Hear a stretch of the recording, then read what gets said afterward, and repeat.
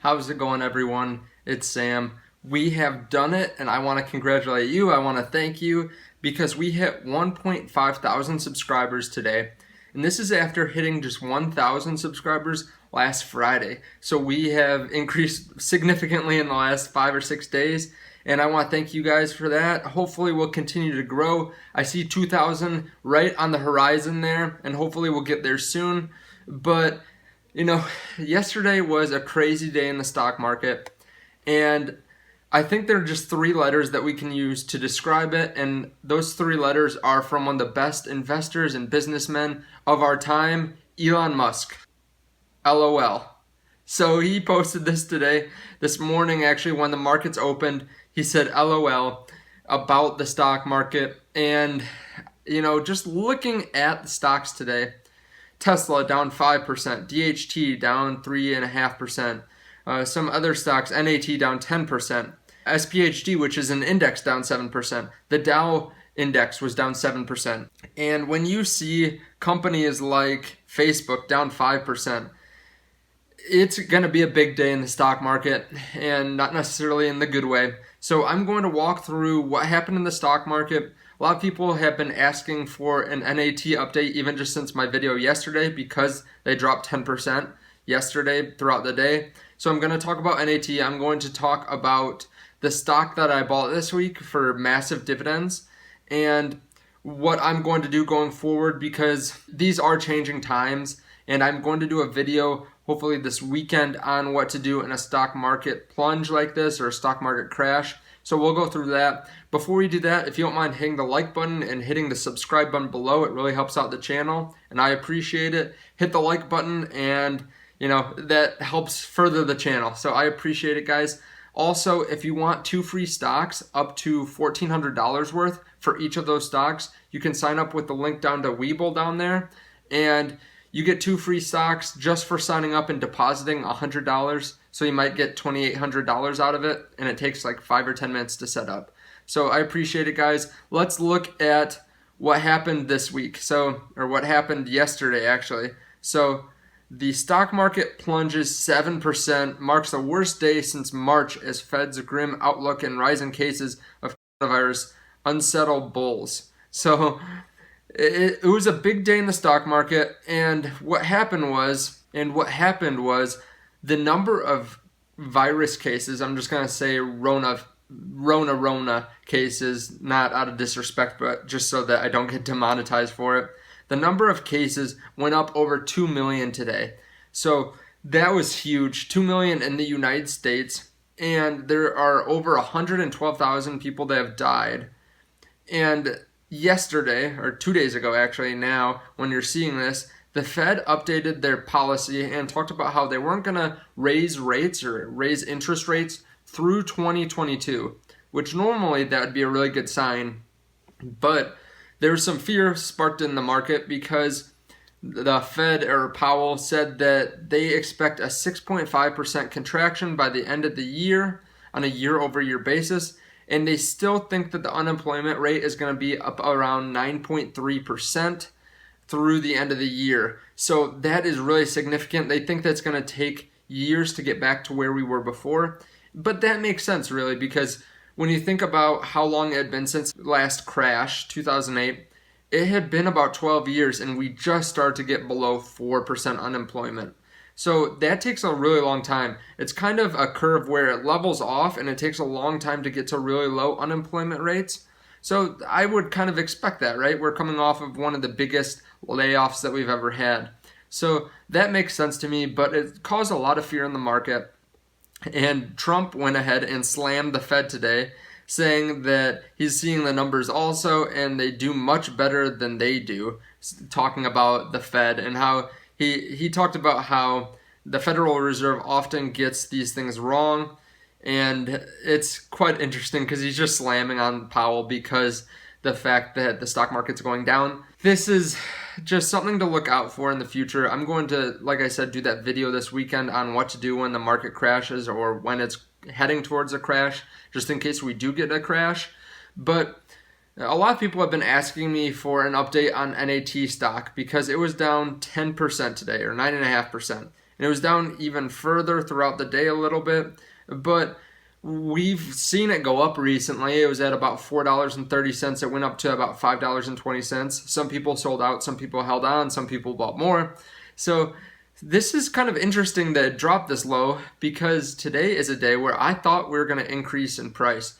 And that's because this morning we heard word that the US oil prices were dropping significantly, so 8%, because of the surge in virus cases. But then also, for some reason, the number of barrels in our US reserves went up as opposed to going down, which is what was expected. So as you can see here, from Wednesday, the Energy Information Administration said that we rose by 5.7 million barrels last week. And that was after we assumed a decline of 3.2 million barrels. So they also said in here somewhere that this is the largest amount of barrels of oil that we've had in decades. So it's quite amazing. I thought that this would kind of cause the rates of tankers to go up, or also just the cost of tankers to go up. So we didn't see that today. We saw quite the opposite, but I wouldn't be too worried about NAT, because a lot of these oil tanker stocks dropped, and a lot of stocks just in general dropped. So you had the banking sector drop about 8%. You had a bunch of other companies in the energy sector drop 10 or 11%. And that was about the average. So you have companies dropping 15 or 20% today. And NAT dropped about 10. They're right in the middle of the pack right there. I think that we still have room for a short squeeze. I've talked about that before. And I don't think this changes my outlook at all. It might change yours, but I feel the same way about NAT that I did a few days ago. I still am pretty bullish on it over the long term. Again, I wouldn't invest my entire life savings in it, and I would make sure that I was well diversified with other stocks. But do your own research. I'm not a financial advisor. I'm not a professional stock picker or anything like that. So do your own research and just make sure that you do that, because I can't tell you what to do. But I did buy one stock this week, and actually, disclaimer, I bought stocks on Monday, which if you go through some of my old videos, you can see what stocks I bought that day. But it seemed like such a long week. So I did buy stocks on Wednesday, and then I also bought stocks on Thursday. So Wednesday, I bought Simon Property Group, and I was pretty excited about this. They were down to about $85 or $84 when I bought them. For me, they had been down a lot further, about $50 a share, and I wish I had bought in them. But I realized that there's still value in the stock, and since then, it's gone down significantly. But I bought more today. I actually diversified from a hotel chain that I own, which is Wynn Resorts. This morning, I sold $100 worth of Wynn Resorts and bought $100 of Simon Property Group. And I did that because I bought Wynn Resorts about $140 worth, so not huge numbers, but everything's relative. I bought $140 worth, and it pretty much doubled since I bought it back at the depths of the dip there. And I just sold about $100 worth, so now I still have more in value for Wynn Resorts than I started. And then I also got Simon Property Group.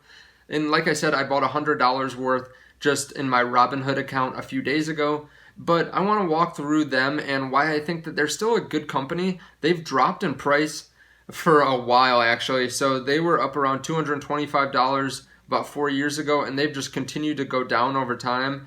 But I think that they're at a decent value now, and I might buy more of them in the next couple weeks.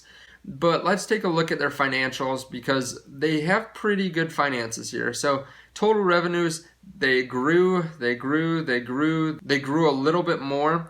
And they just have pretty consistent revenue growth there. They have a pretty good net income history here too. So they increased a little bit, increased a little bit, increased a lot, and then they dipped down a little bit in 2019. But still pretty good net income. They have good earnings per share. They have good FFO and AFFO, which is important for REITs. And you can look into that. I'm not going to get into it too much, but REITs can depreciate their properties, so it looks like they don't have much in net income over the time. So you have to look at that too. But when I look at their balance sheet, that is something that's really important in today's day and age with everything that's going on in the economy right now. I think it's really important that you have to have a good amount of cash sitting on the sidelines. And when I did my research on Simon Property Group, that's what I found. So Cash and cash equivalents, about 3.7 billion. They also have about 800 million in accounts receivable. So they have about 4.5, 4.6 billion dollars in cash and incoming cash that they have on the sidelines. And when we look at their debt here, so their current portion of long-term debt, also just what they're using for current liabilities here, is about 2.5 billion. So they also have other current liabilities, about 1.6 billion. All in all, they have about 4.1 billion in liabilities, and they have 4.5 billion in cash and cash coming in. So I think they're in a pretty good position. They did stop a recent merger that they were planning with another company that they were going to actually absorb and take over. But I think that they're just trying to be more conservative in these trying times. So I don't fault them for that. They have a very high dividend yield. I wouldn't be surprised at all if they drop this down. So right now they're paying $8.40 a share, and they have a yield that's actually much over 10% because that was from yesterday. So now it's floating around 11 or 12%. The average of what I bought was about 10%. So in dividends, if they bring this back, they'll pay me about 10% in dividends. And they've been growing this significantly, about 11% a year, and they've done this for 10 years. So if they can do that in the future, that'll be amazing. I think that they're at a really good price right now for what they've been in the past. We haven't ever seen them this low. So if they can just get back to where they were before, they'll be able to produce a lot of money for you. For the life of me, I can't find it online, but I did read an email or a message to investors earlier this week from SPG, or Simon Property Group, that said that they were continuing to focus on dividends and how they want to pay out at least 100% of their net income in dividends. So that's just amazing to hear in these times that they're still going to make an effort to try to reward investors. So that's why I bought SPG. But do your own research, like I've said before. I think that they will pay really good dividends into the future. And they're just a company that I want to add to my portfolio. So thank you guys for watching. Again, I'm going to be making a video on the stock market crash and what to do going forward because it is really important. I don't want people to panic sell or anything like that. And I want them to know what I'm thinking, what I'm planning to do, and how I'm going about this. So thank you guys for watching. Again, please hit subscribe below. Hit the like button because it helps out the channel. And I will see you in the next video. Let me know what you guys are buying this week. I appreciate it. Bye.